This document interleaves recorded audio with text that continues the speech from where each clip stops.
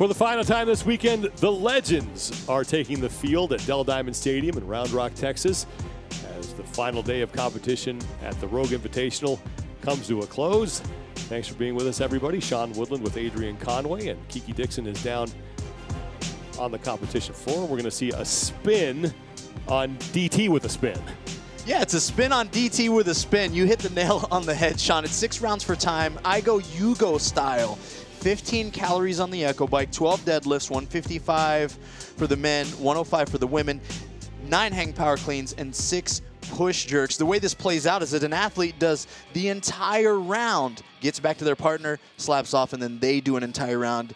Each partner will be responsible for 3 rounds of this event. The keys to this one for the Legends. Yeah, we do got some keys, and it's run fast. And hidden element, a lot like we talked about yesterday for the individuals, is blended here in the transition. Now, we weren't exactly sure of the layout of this floor, but it's a tight distance there between the barbell and the bike. You want to get your partner started as soon as possible. And then the next one is really fun. Full send till the end, and everybody knows what that means. There's no time here to rest, no reason to really break up a lot of barbell reps. Get your work done and get your partner onto the floor as fast as possible.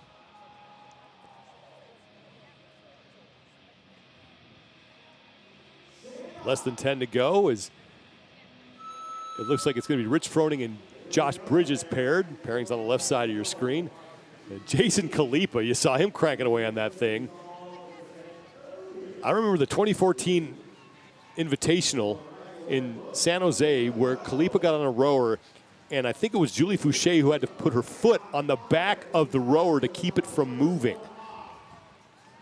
Absolutely. This guy could probably break a rower, literally bend it in half as he's sitting on there. He can produce a tremendous amount of horsepower, which is why you see him out there working all by himself. He did that in the Echo just to start this event. Jason Khalipa got through almost every single deadlift before Dan Bailey and Josh Bridges touched the bars. And what's cool about Jason historically as an athlete is that he got this identity early as a master of the barbell. He knew how to full send. And then as he matured as an athlete, it really started to show the fruits of his ability to pace and build his aerobic capacity around that type of power output. And that's what made him a great and why he's a legend here today. Well, 2013 was really the year that aerobic capacity showed up, where he did so well at the beginning of the games. Won the burden run. Yeah, that's an event. No one really selected him to pick and win an event like that. It was long. There were lots of running. There was an odd object thrown into it, and he had such a great run that year, especially to start. Rich Froning and Josh Everett are on their rounds. Everett paired with Khalipa, Froning paired with Rich spends a lot of Bridges. And Rich spends a lot of time on ergs. So he knows exactly what pace he needs to hit. 253 total scored repetitions. There's Annie Sakamoto. One of the original Nasty Girls. Nico Salo, the 2009 CrossFit Games champion, first European to win the title, the last European to win the title, in fact. Yeah, Miko was one of the reasons, Sean, that when I first started CrossFit, I wasn't taking off my shirt like all the other guys. And I certainly wasn't going to lay on the ground after a workout because Miko would have walked in and told me I, was showing some weakness there. Josh Everett took a spill and kind of grabbed at his knee. And he's going to continue to work here.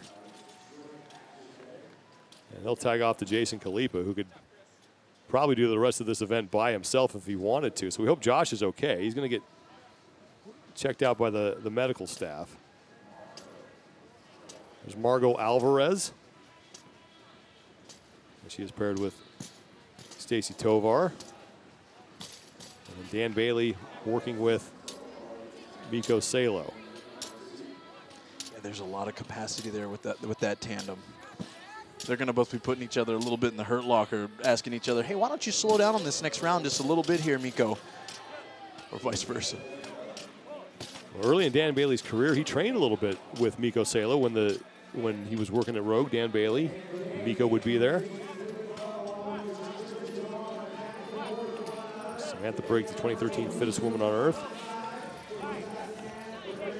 tell you, I had a unique experience with Sam Briggs. We shared breakfast one morning together at the 2014 CrossFit Games where we both were sitting out, not competing. I watched her put peanut butter on her eggs at breakfast, Sean. And I had done that and thought it was weird to do that. When I saw her do that, I knew I was in good company. So if you guys want to be some of the fittest, maybe experiment with peanut butter on your eggs. That's as simple as it is? I heard Rich Froning does the same thing, man. Well, now it's happening. There's Matt Chan, who finished second to Rich Froning in 2012 and was the oldest man to stand on the podium at that time in his career. I think still is in the individual competition. And there's a great story in the rope sled event for Chan, as you see Stacy Tovar, but his wife Cherie was on the media team that year. And I remember her cheering for Matt during that event, and I asked her, what'd you say to him beforehand? And she said, I told him, you better not, things I can't say on air, run or walk. And Matt did not between the rope and the sled.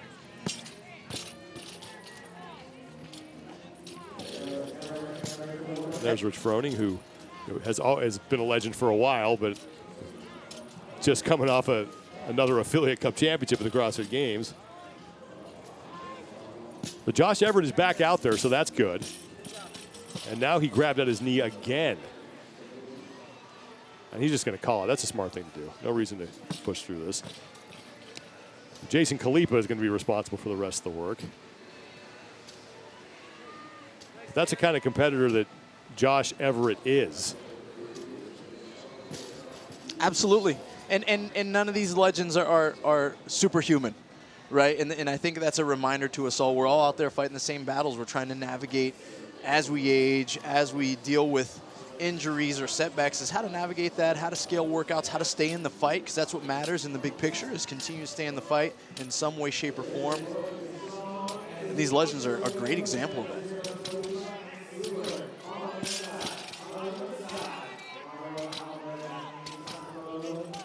There's Josh Bridges. He helped program this competition along with Chris Spieler.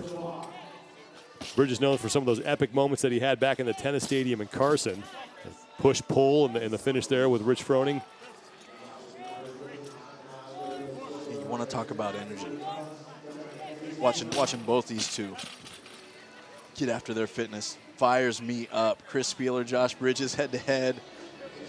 And Chris Spieler was so popular and still is so popular when he was competing because he represented that thing we've all been told, whether you're too slow or you're too short, you're too small, you're too big, because he was one of the smallest guys out there but always found a way to get it done, and so many people could identify with what he was going through.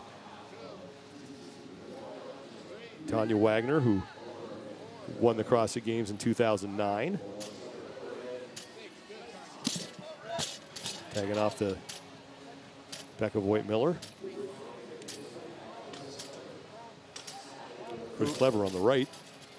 You know, Becca Voigt-Miller, if we ever were looking for a logo for our sport, she could be in the conversation. 100%. What a career. You're talking about staying in the fight as you aged. As a Masters athlete, she was out there in semifinals throwing down with the individuals. There's Stacy Tovar, who was 6 months pregnant at this event last year. Another great example of blending fitness and lifestyle. Life hits us in times and seasons.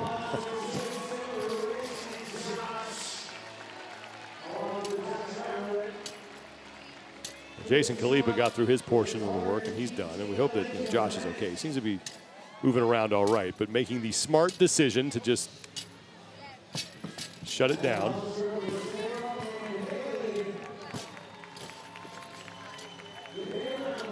Sam Briggs tagging off to Annie Sakamoto. Master champion from 2021, didn't compete this past season. No, I was lucky enough to experience my first CrossFit Games on this side with Annie, and what a pleasure. I mean, she showed me the ropes, took me under her wing, told me not to screw it up, of course. But she offered plenty of advice. It was great to get to work with her on the backside of things this year. And there's Carrie Pierce, whose memorable moment came in 2019 in Mary, the event inside the Coliseum at the Alliant Energy Center, when she had the best score out of both the men and the women in that event.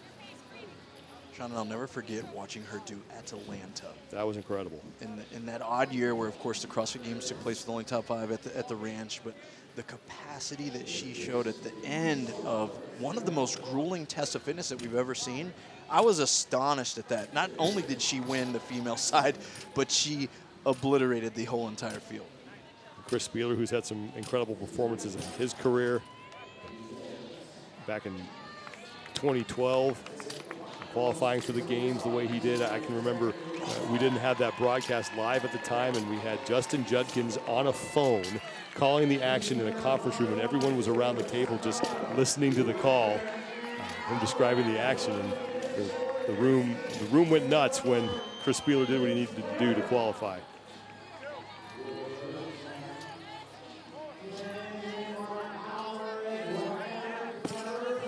Margot Alvarez and Stacy Tovar getting set to finish up. Yeah, hanging onto that barbell. The 3 pairs still working. It's Annie Sakamoto, Tanya Wagner, and Margot Alvarez, the athletes going through their cleans. Chris Clever's on the bike. Alvarez is done.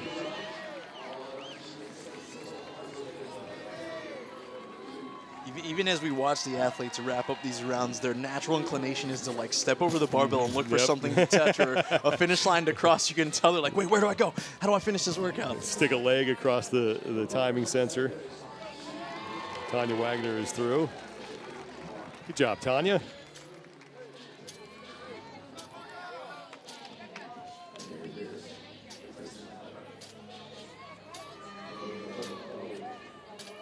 Chris Clever to close things up. One short break for her, right back to work. Oh, look at the fast rebound on those hang power cleans. We saw a lot of that when we watched the individuals go through DT with the spin. 2010 CrossFit Games champion. Last American woman to win the games.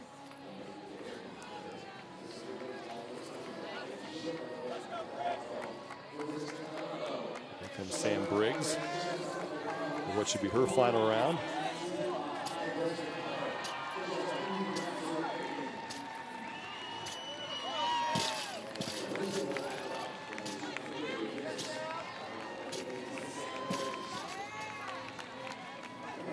Another great depiction of our community. Just some of the most talented competitors in our sport historically out there on the floor, competing for none other than to put on a great show and have a great time together. And they're out there making sure that she slugs it through. Not for a particular time, but just literally to make sure she's giving the best that she has. And every athlete out there right now has played a part in getting the sport to where it is today. And it's so great that we get to see them in this setting and celebrate their achievements and see that they are still pretty dang fit. Still extremely fit, still class acts. No better group of folks out there to represent the history of what this sport has grown into than this group of folks. It's good to see Josh Everett up. A little worried about him, but looks to be okay. As the Legends for the final time will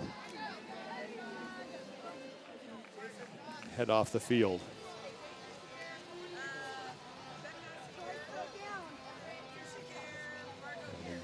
Equipment team floods back on, and they have done a heck of a job of all the volunteers here, moving equipment on and off, keeping this thing running on time.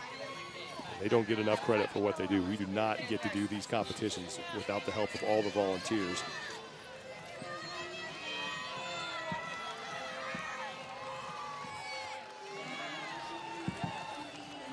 Let's go down to Kiki Dixon. Guys, you just wrapped up your Rogue Invitational Legends weekend. Josh, you've been CrossFitting since 2003. What are the biggest changes that you've noticed and the progress that you've seen and the momentum that it's created and generated for fitness? Oh, I mean, the level of the athletes that are out here today competing in the individuals is, we couldn't even imagine back 20 years ago. Like, I'm basically less fit than the teenagers now at my prime. So it's been amazing to see the progress of the sport. And you started, Jason, in 2006. Do you remember the first time that you heard of Josh Everett? Yeah, I heard of Josh Everett.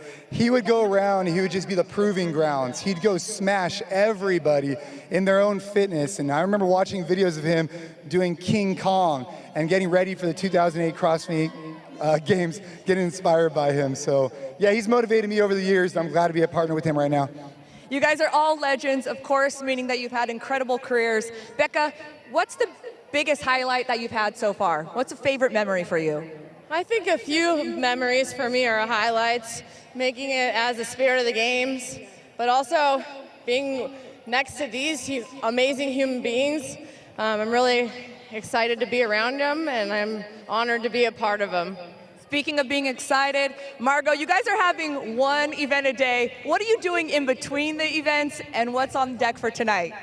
So I've been trying to go around and connect with the community. The community's been number one for me from the beginning.